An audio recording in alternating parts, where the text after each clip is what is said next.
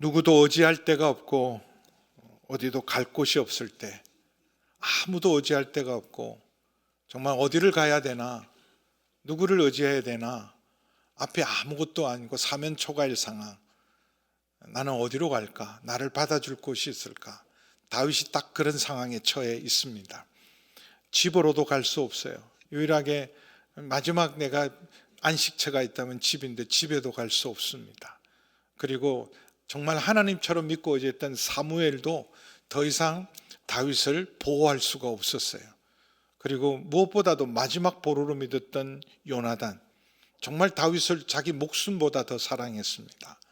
그래서 자기가 할 수 있는 최선을 다해서 다윗을 위해서 변호해주고 지켰지만, 이날 요나단도 더 이상 내가 너를 지킬 수가 없구나, 그러나 하나님이 반드시 너와 함께 하시고 반드시 너를 왕세워 줄 것이라는 축복 속에 다윗을 보냈지만 다윗은 갈 곳이 없었어요.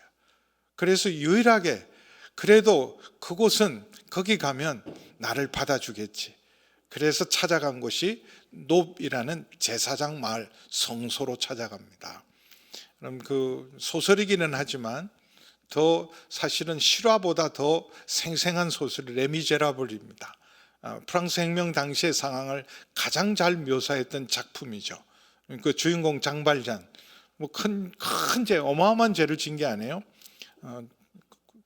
조카를 위해서, 배고픈 조카를 위해서 빵을 훔치다가 그래서 5년형을 받고 네 차례 탈옥을 하다가 결국 19년 동안 죄인으로, 그러면서 정말 죄인 아닌 죄인인데 점점 자기도 분노와 그리고 죄인으로 변해갔습니다. 근데 막상 19년 만에 석방은 되고 자유를 얻었지만 갈 곳이 없었어요. 그 당시 프랑스가 그랬다 그래요. 전과자를 받아주는 것이 없고 신분증에 다 전과 표시를 해놨어요. 이 사람은 뭐 경중을 다 따져서 흉악범이다, 경범이다, 이런 것까지 다 적었다 그래요. 그러니까 어디를 가든지 다 그 직장을 가거나 어디를 가더라, 집을 얻더라도 그걸 다 제시해야 되니까 아무도 받아주는 곳이 없는데 유일하게 받아주는 것이 교회였습니다. 예수님으로 상징하는 미래일 주교가 다 알고 그 사정을 딱하게 엮인 한 교인이 소개를 했어요. 신부님한테 이런 사람인데 받아주실 수 있냐고. 그 19년 동안 그는 감옥살이를 하고 어쨌든 신분증에도 중죄인으로 있는 사람을 받아줍니다. 교회가 마지막 피난처였죠. 그래서 여러분 잘 아시는 것처럼 거기서 정말 회심하고 변화됩니다. 변화되어서 새 사람이 되는 놀라운 일들이 일어나죠. 교회가 사실은 그런 피난처요, 안식처가 되어야 합니다. 아무데도 갈 곳이 없고 나를 받아줄 곳이 없고 사면초가가 되는데, 그래도 교회는, 그래도 예수 믿는 사람들은 나를 받아줄 수 있겠지.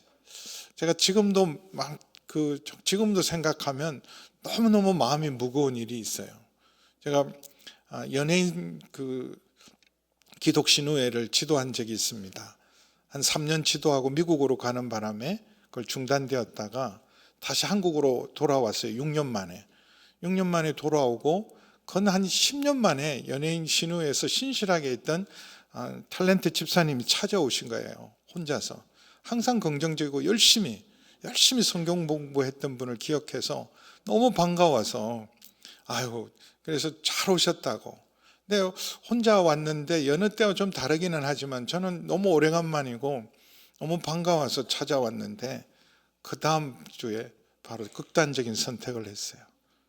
마지막 보루처럼 찾아왔던 걸 나중에 알았어요.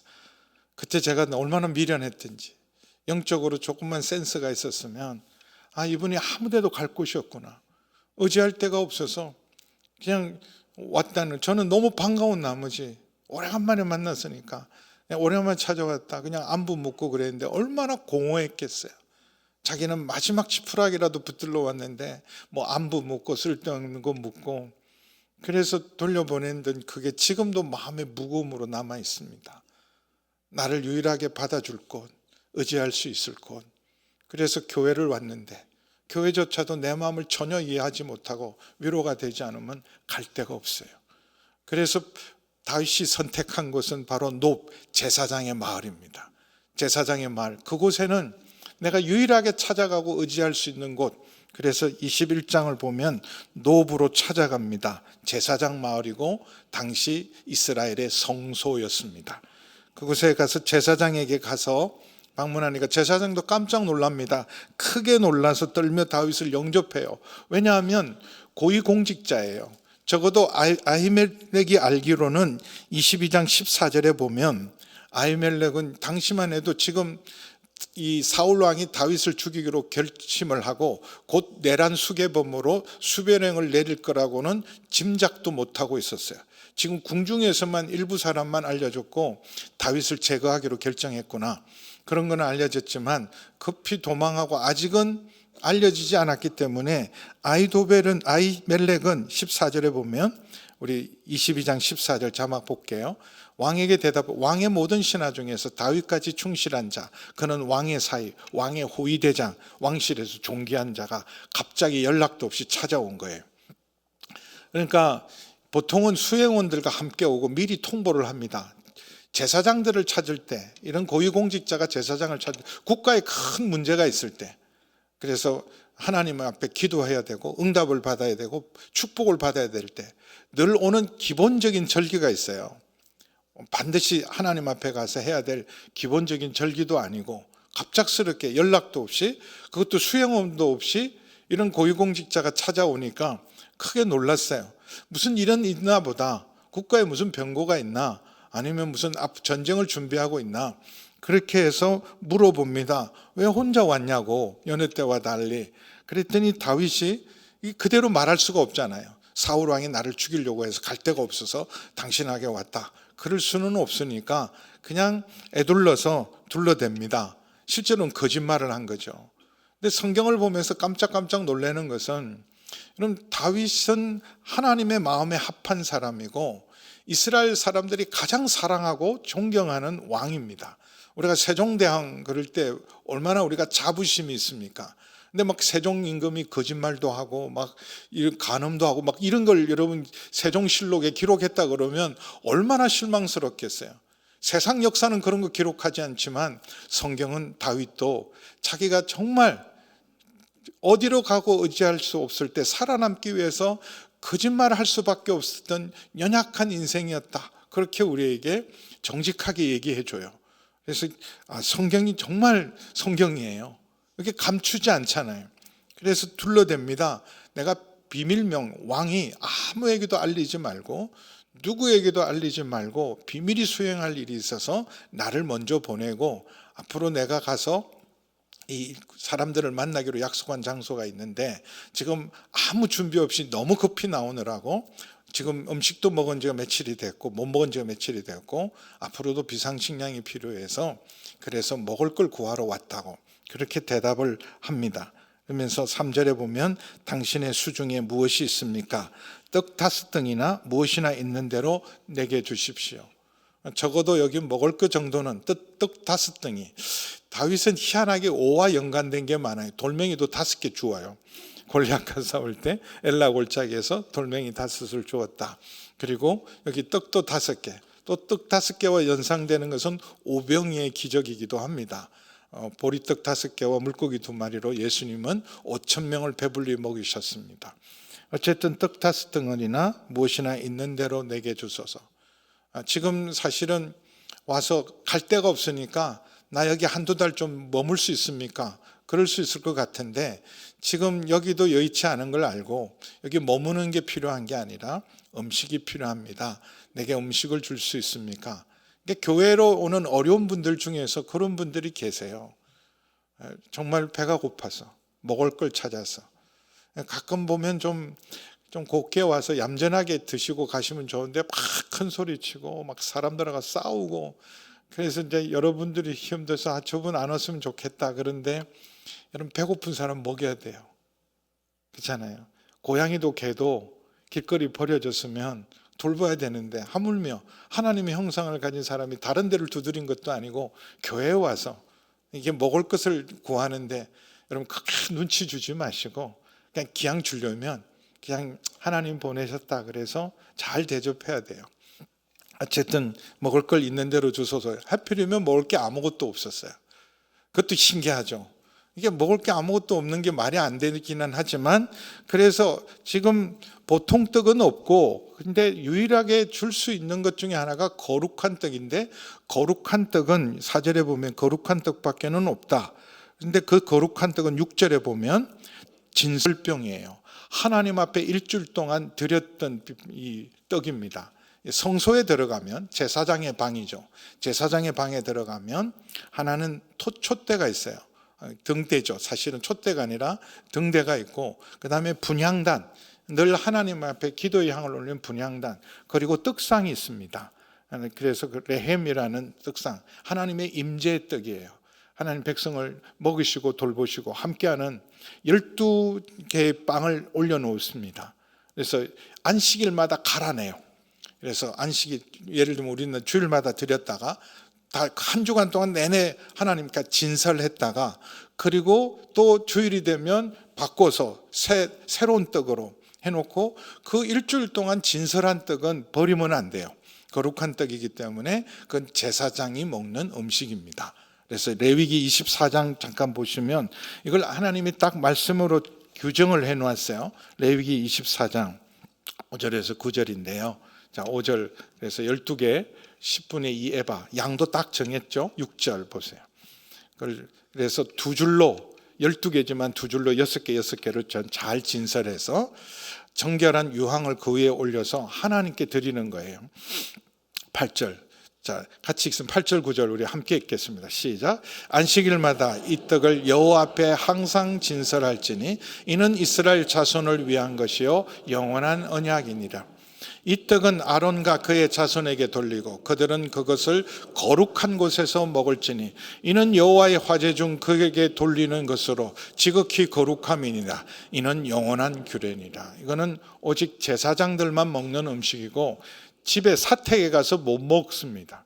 반드시 우리식으로 말하면 교회에서 먹어야 돼요.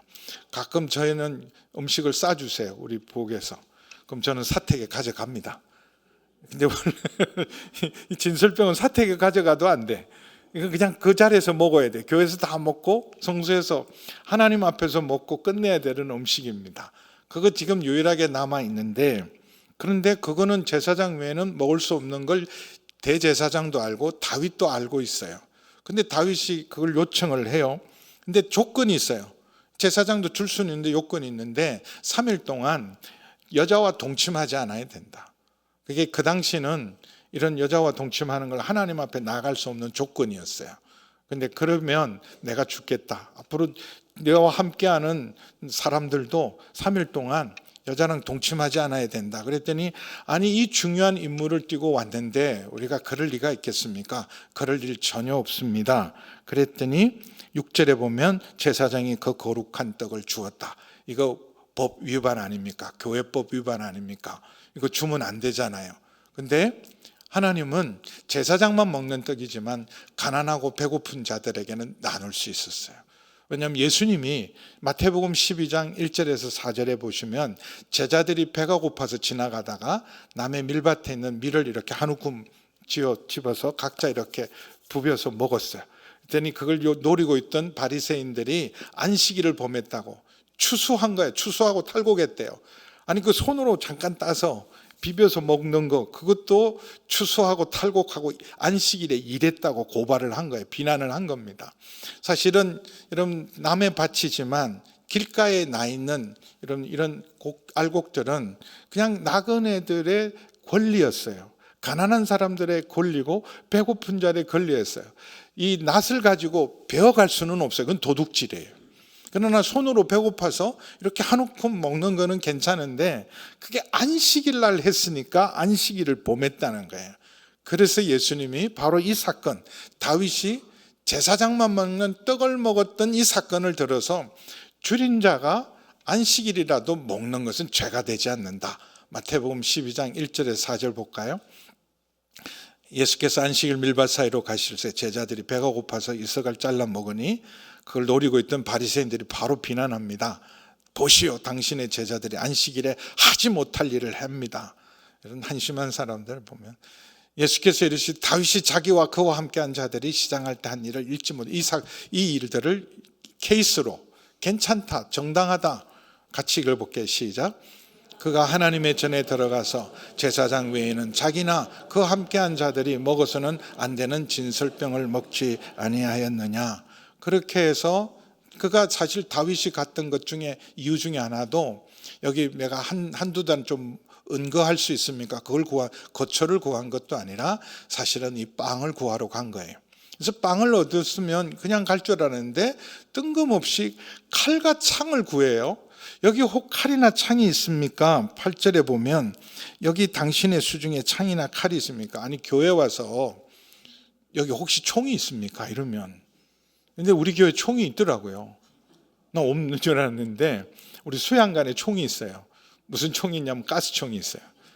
수양관 집사님이 너무 아무도 없으니까 밤에 또 짐승들도 있고 그러니까 가스총 제가 오기 전에 사놨다고 제가 부임했더니 보여주더라고요.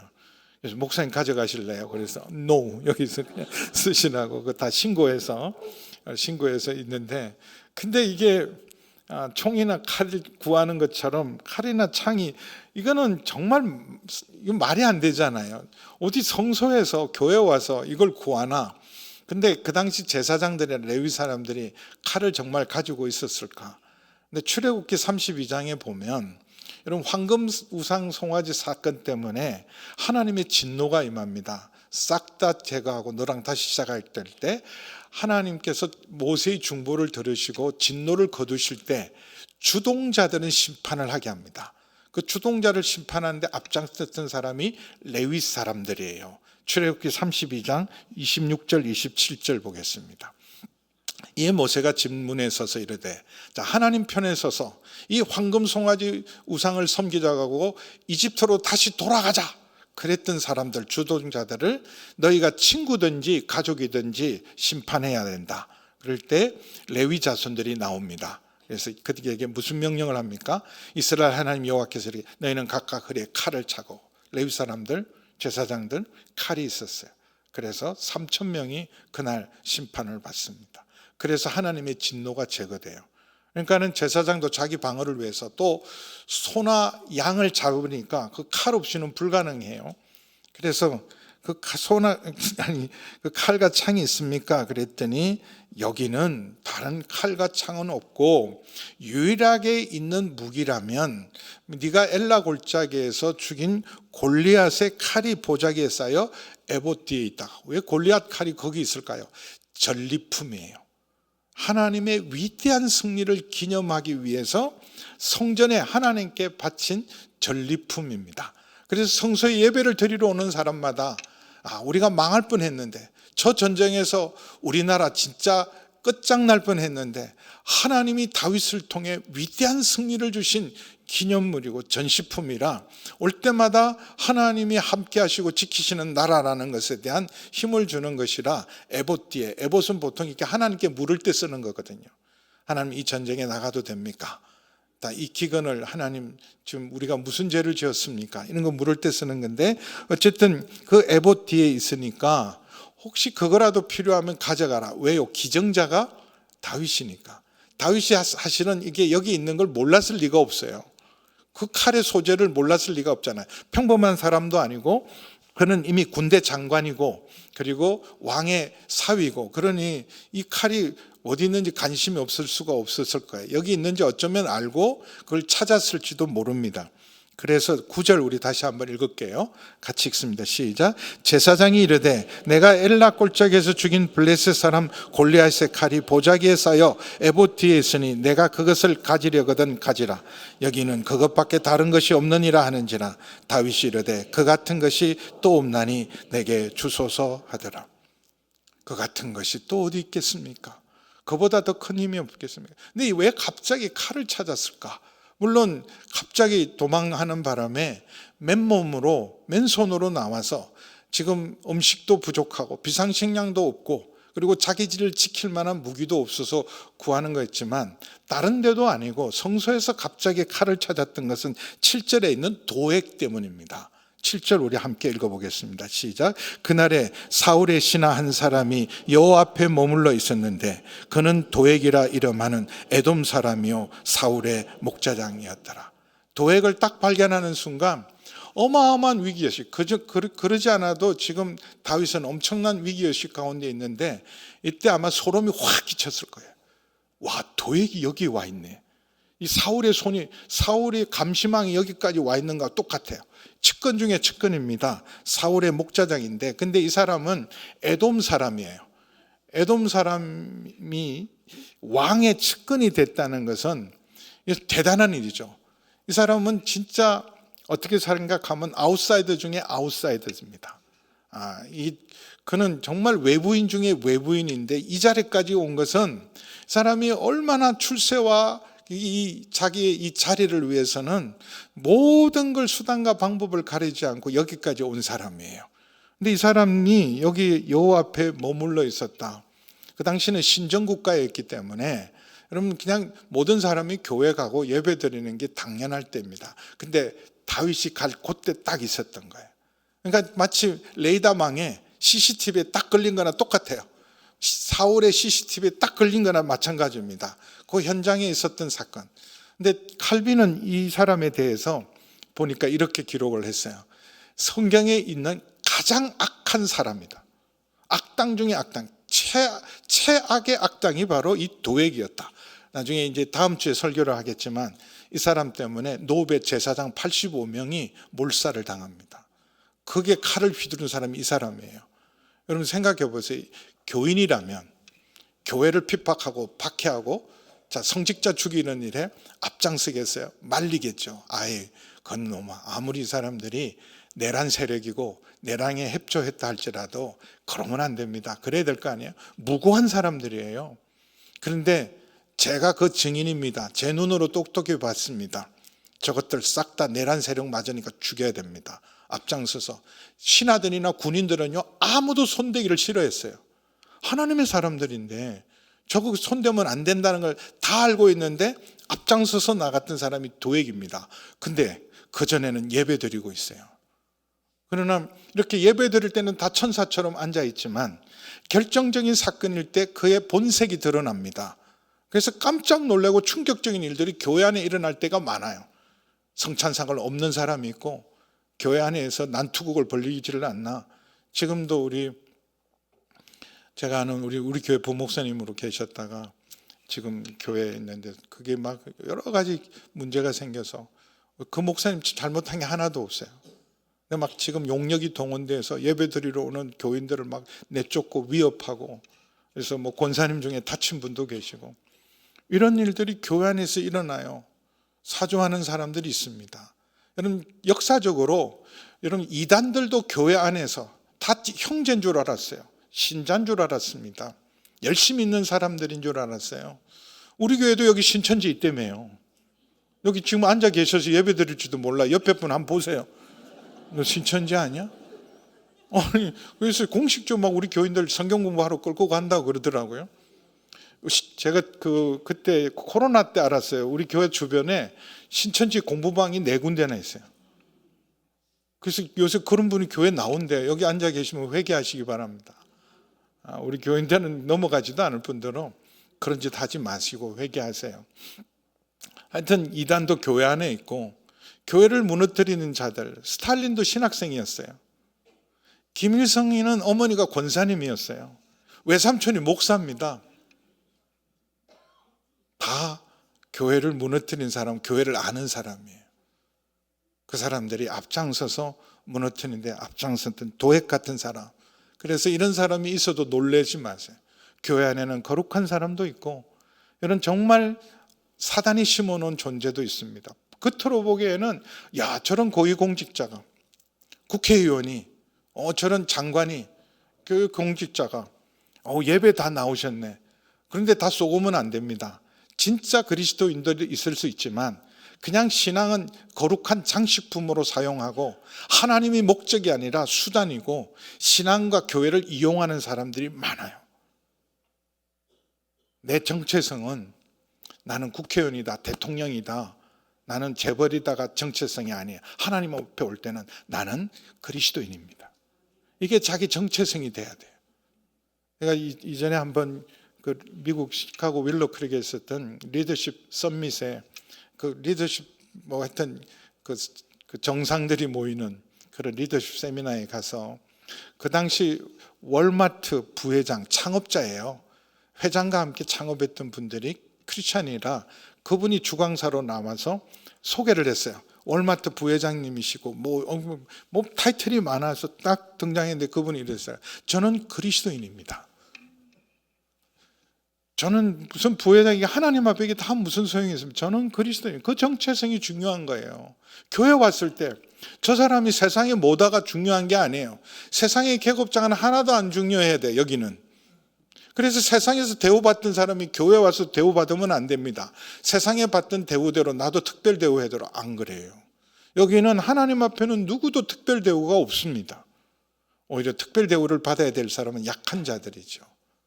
교회 안에 새로 오신 분들, 새신자들, 믿음이 없는 분들, 그런 분들은 믿음이 없으니까 주차 자리도 잘해 주셔야 돼요.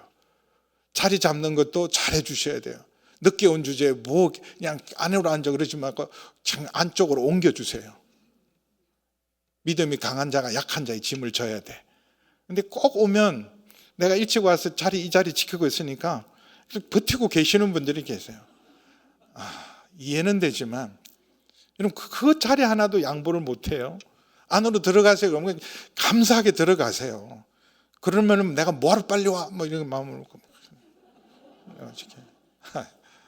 특별 대우를 받은 사람은 새로 오는 사람, 연약한 사람들이 교회에서 대우를 받아요. 세상 대우 여기서 요구하는 사람은 다 가짜입니다. 그래서 이 도액 같은 사람은 여러분 교회 안에서 발견해도 놀라면 안 돼요. 근데 다윗에게는 엄청난 충격이었어요. 마치 딱 CCTV 안에 지금 사울의 눈에 바로 발각된, 그래서 급하게 칼을 찾은 것 같아요. 그래 얼마나 거기에 위기 의식이 있었으면 내가 이곳에는 더 이상 사울의 나라에는 내가 발붙일 것이 없다. 10절에 보면 그날에 다윗이 사울을 두려워하여 일어나 도망하여 가드 왕 아기스에게 갔다. 어디까지 갔냐 하면 가드는 골리앗의 고향입니다. 다윗에게 있어서는 가장 사실은 호랑이 굴이에요. 가드 사람 입장에서는 골리앗을 죽인 다윗은 이 가드 사람에게는 원수 중에 원수 아니에요. 근데 이 사람이 뛰어들었어요. 나 살려달라고, 나 받아달라고. 그러니까 오죽 갈 곳이 없었으면. 사울이 다니시는 나라는 한 발자국도 내가 갈 데가 없구나. 그 위기의식은 도액 때문이었어요. 그래서 자기 손이 빈손인 걸 알고 자기를 지키기 위해서 칼을 찾다가 골리앗의 칼은 무기 이상이었습니다. 왜 무기 이상이었을까요? 그는 하나님이 함께 하셔서 위대한 승리를 주신 바로 상징이었습니다. 그래서 이런 하나님을 온전히 의지함으로 승리했던 그 기념품과 같은 무기보다 그에게 힘과 용기를 주는, 마치 자기를 보호하는 호신품처럼 그렇게 악과 맞설 수 있는 힘과 무장. 성소에서 얻을 수 있는 것은 바로 이 빵과 칼이었어요. 이 빵과 칼을 묵상하다가 제가 요즘 이 다윗 시리즈를 보면서 제일 많이 참고하는 책이 있어요. 뭐 저 뺏겼다고 그러지 마세요. 근데 오늘은 완벽하게 카피를 해서 여러분들에게 그냥 그대로 책에 있는 그대로 읽어드릴게요. 자, 현실의 뿌리박은 영성이라고 유진 피터슨 목사님이 쓴 다윗 시리즈 좋은 책에서 이걸 제가 읽어드릴게요. 자료 비춰주세요. 자료 화면 올려주세요.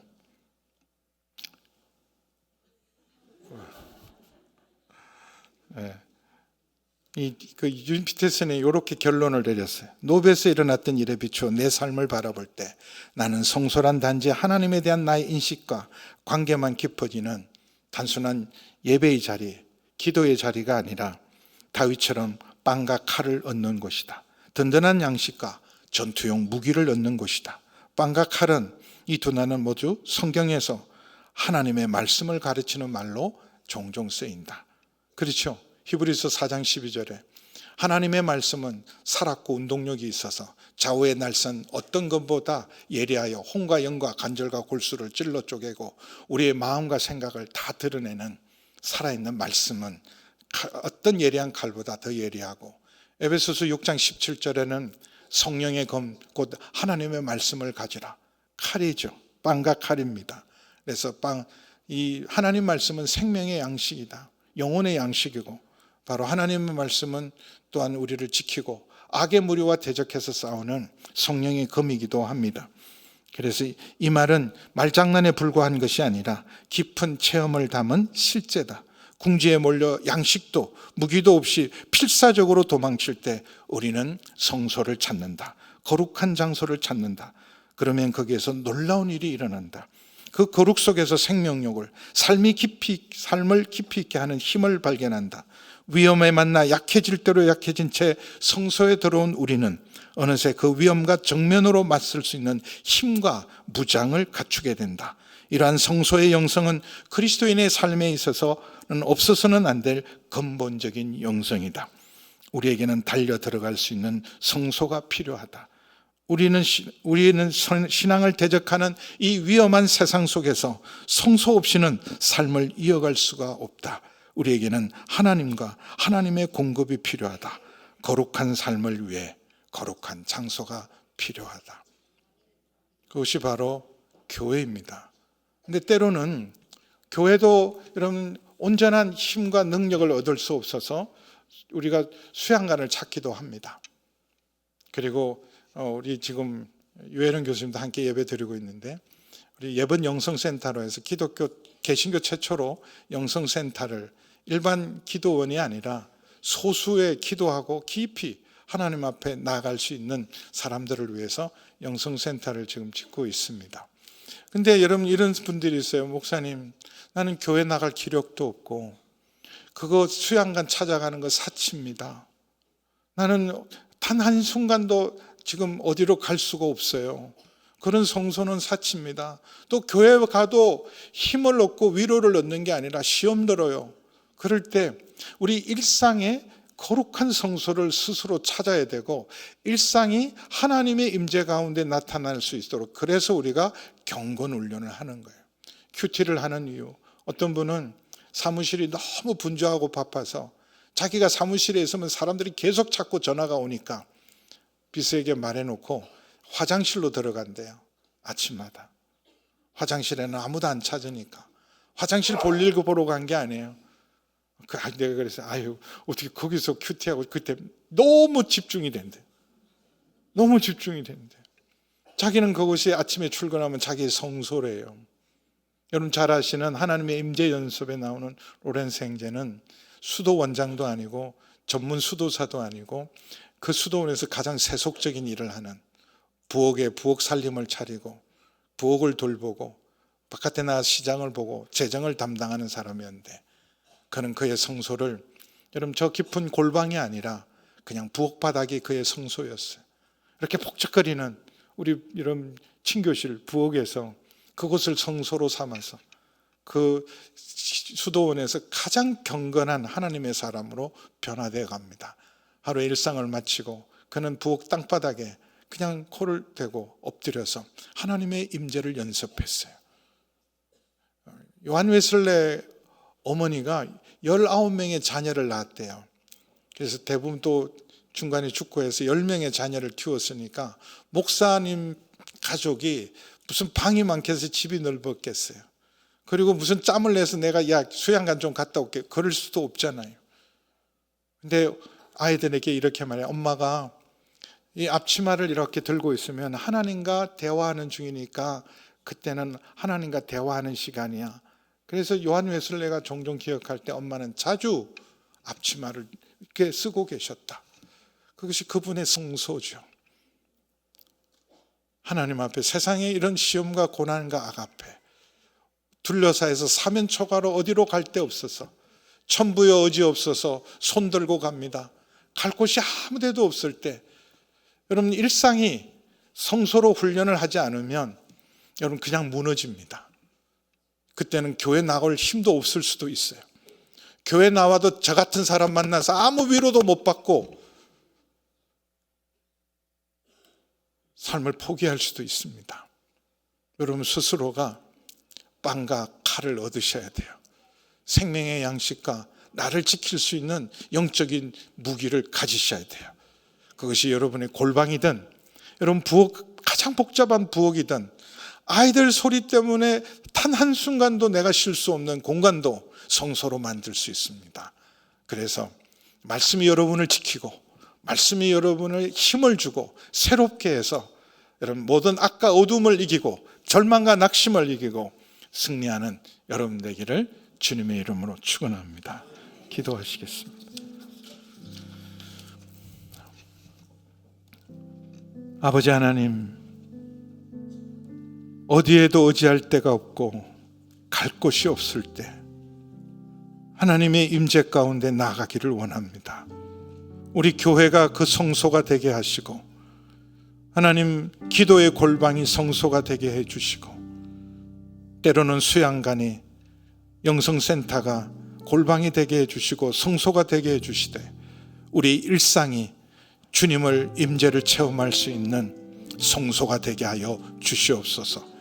부엌이 하나님 짬을 낼 수 없어서 한 시간도 벗어날 수 없을 때도 하나님 아버지 손수건으로 얼굴만 가려도 하나님의 임재 가운데 힘을 얻고 능력을 얻어서 하나님 버티고 견디고 이기고 감당할 수 있는 저희 모두가 되게 하여 주옵소서.